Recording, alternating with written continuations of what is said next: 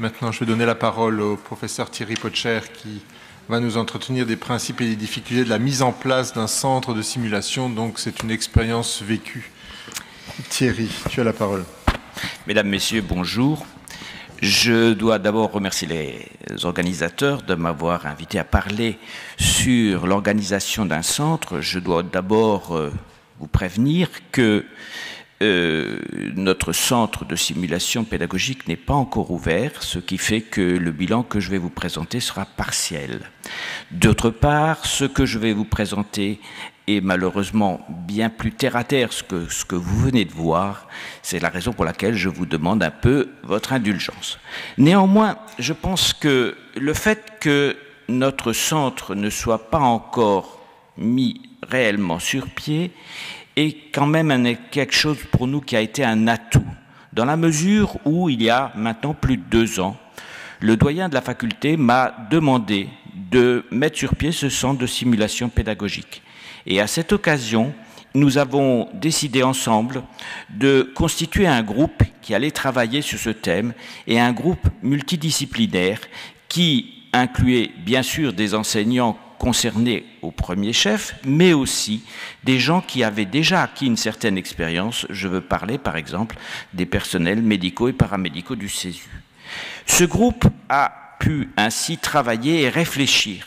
Et cette réflexion nous a permis d'aboutir à 2 points principaux, qui sont d'une part définir les principes de fonctionnement de ce centre et aussi les buts.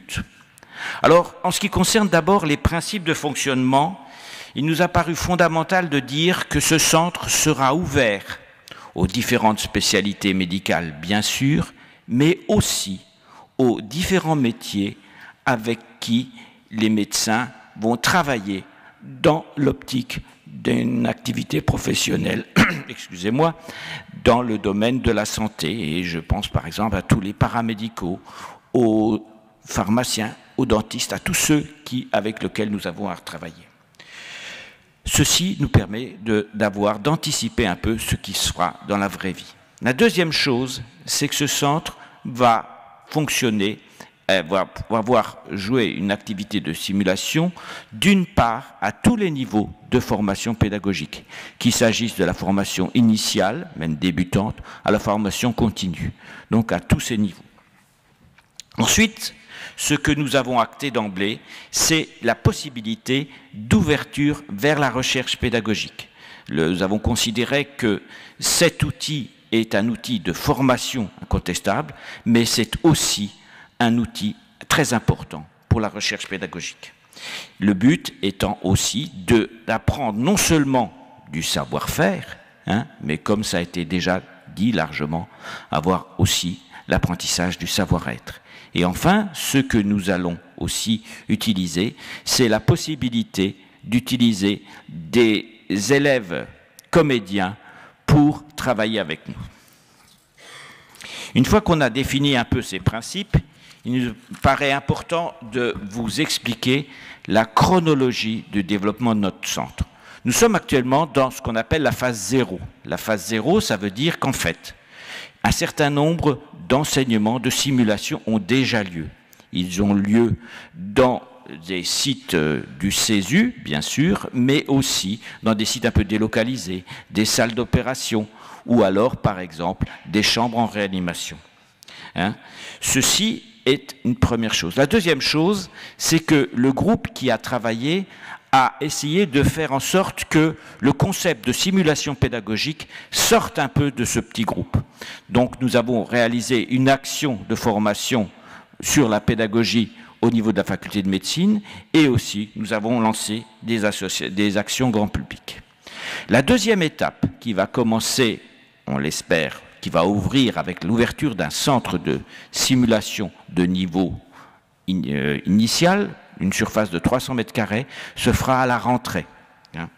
Il y aura à ce moment-là un centre multidisciplinaire avec possibilité de travailler à la fois sur des mannequins, d'à la fois aussi de travailler à des jeux de rôle, et aussi d'avoir, là encore, la proximité sur la recherche que nous avons souhaitée.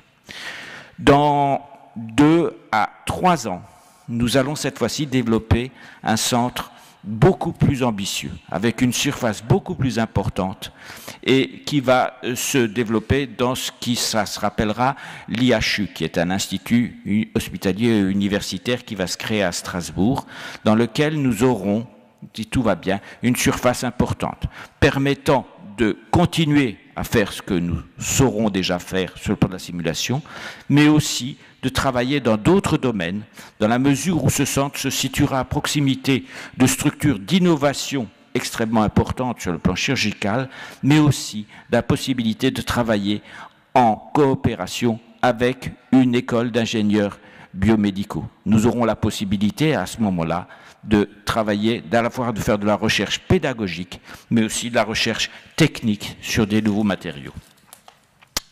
Ça, c'est le projet. Il faut quand même que vous sachiez aussi que ce projet a, comme pour tout le monde, un certain nombre de problèmes. Bien sûr, il y a le problème du coût. Vous savez tous que ce que coûtent les mannequins. Vous savez tous, et mieux que moi, ce que coûtent aussi les aménagements. Et dans notre projet, comme vous voyez que c'est un projet à double détente, il est un petit peu difficile de faire admettre aux payeurs qu'il faudra faire une première installation avec de l'informatique assez lourde et une deuxième installation quelques années après. Mais je pense qu'on sera suivi. Le coût, c'est un problème, mais je pense que ce n'est pas le problème le plus important. Le problème le plus important, à mon avis, c'est un problème de temps et de motivation des enseignants.